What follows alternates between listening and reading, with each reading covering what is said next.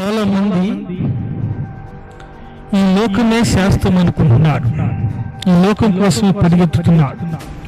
ఒకడు తిండిపోతుగా ఉంటున్నాడు, ఒకడు తాగుబోతుగా ఉంటున్నాడు, ఒకడు వ్యభిచారిగా, జూజగాడిగా, అంతకుడుగా. ఏ సుఖం అనుకుంటున్నారండి తెలుసా? కానీ ఈ శరీరానికి మనకి ఏదేదేదో కొదువైందో చూడండి, బలం తక్కువైందా, లేకపోతే మన గ్లామర్ తగ్గిందా, లేకపోతే అనేది మన శరీరాన్ని చూసుకుంటూ ఉంటారు. కానీ మన ఆత్మని చూసుకునే వాళ్ళు ఉన్నారా? ఒకసారి గమనించండి. శరీరము మట్టి గనక మట్టిలోని కలిసిపోద్ది, ఆత్మ ఎక్కడికి వెళ్ళిద్ది తెలుసా? చూడండి, పాపం వల్ల వచ్చే జీవితం మరణం.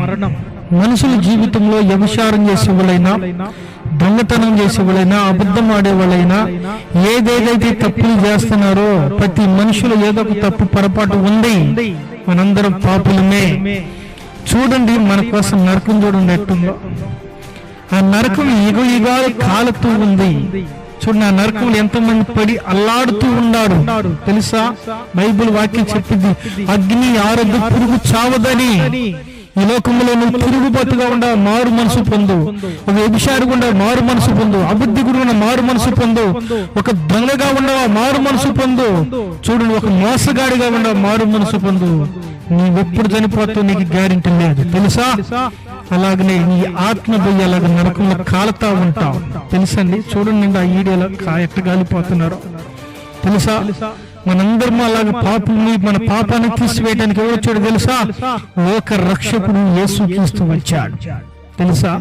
నీ కోసం, నా కోసం, మనందరి కోసం యేసుక్రీస్తు వచ్చి నీ కోసం, నా కోసం, మన కోసం కలవరి సిలువలో అలా బలైపోయాడు. దేనికో తెలుసా? ఆయన మనల్ని రక్షించటానికి ఈ లోకానికి వచ్చాడు. క్రీస్తునందున్న దేవుని బిడ్డల దేవాతి దేవుడే మనల్ని రక్షించడానికి, మన అలాంటి నరకంలో పడిపోకుండా, పాతాళములో పడిపోకుండా, మన పరలోకములో ఆయనతో పాటు ఉంటా